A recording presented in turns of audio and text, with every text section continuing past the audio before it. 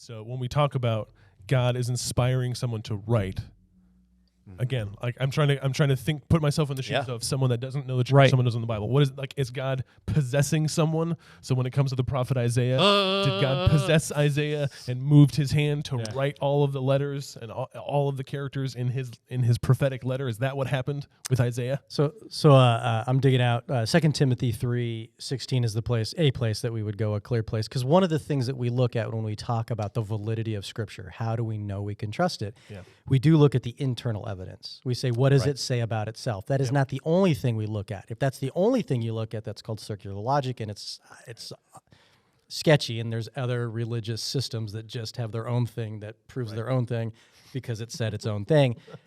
But you do need to know what it says about it. So 2 Timothy 3:16 says, all Scripture is breathed out by God, right, and profitable for teaching, reproof, correction, and training in righteousness, that the man of God may be completely equipped for every good work. So this idea of Scripture being breathed out by God. So literally, what he wanted to communicate, he breathed that out.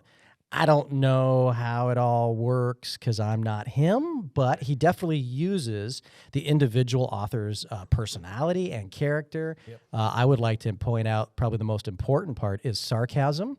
That God uses incredible sarcasm throughout Scripture.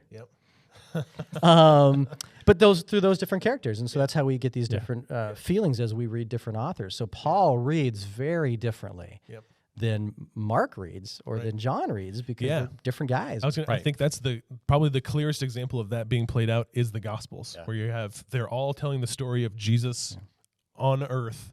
And Matthew emphasizes some things. Mark emphasizes things differently. Luke has his own writing method. John is like way off in left field writing the stuff that he emphasizes with it.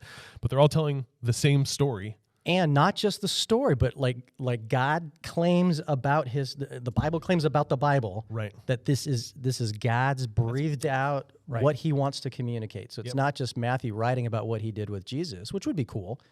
But, and this is what distinguishes biblical books that we find, letters we find in the Bible from other writings that we have in antiquity that might give us some cool pieces of history, and they're neat, but they're not inspired.